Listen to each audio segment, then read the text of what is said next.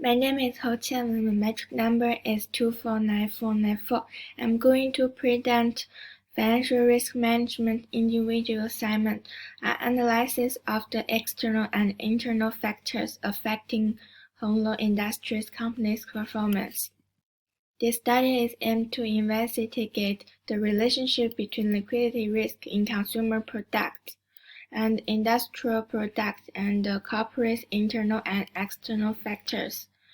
The field to manage the liquidity risk in Hong Leong Industries, perhaps banking and financial services, will affect the other members in the Hong Leong Group as well, besides the inability of the company to meet their short-term obligation because of inability to maintain effective asset liability management can force the company filed bankruptcy when the creditors request the repayment of the debt. Therefore, it is very crucial that the company identify the variables that will affect the company liquidity ratio in order to help the company find out the most effective way in managing their liquidity risk. Liquidity vulnerability in the framework of interconnected financial institutions, where those institutions are subject to regulatory solvency limits. If the inventor's demand for equity size is less than entirely elastic, the market price for those assets is suppressed by the sales of troubled institutions.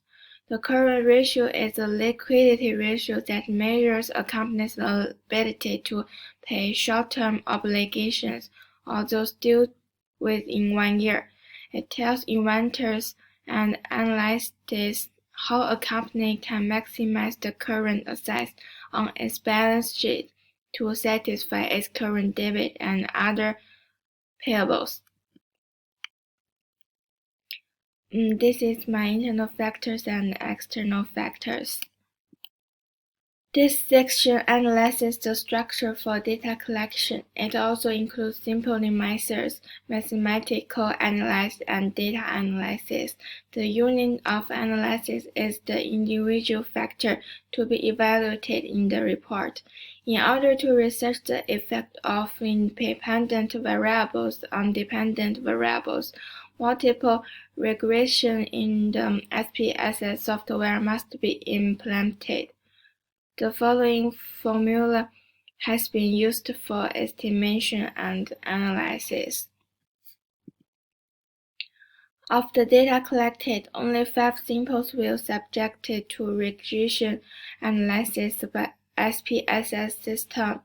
The mean and standard deviation of the dependent variable and the variable in the following analysis round the value to 3 decimal place. Therefore, it can be seen from the table that inflation, GDP, and interest rate are negatively corrected the liquidity risk. Exchange rates have nothing to do with liquidity risk. The least impact on liquidity risk is inflation, and the most impact on liquidity risk is interest rate. As can be seen in the table, the adjusted R-squared is 93.8%, which means that the predicted variables can explain the relationship between interest rates, inflation, and GDP and the quick ratio, and 2.29% is unintelligible. As is shown in the table, the calculation of interest rates, inflation, and GDP all have a significant impact on the company's liquidity risk. As the chart shows, the biggest influence on the liquidity ratio is the company's interest rate. It indicates that the liquidity of the company changes with the change of interest rate. By using linear regression methods, the extract values will see that the bank is very promising, especially for Malaysian citizens. As you can see from the income statement, it has very high deposit and a lot of foreign debit, especially when testing Model 2.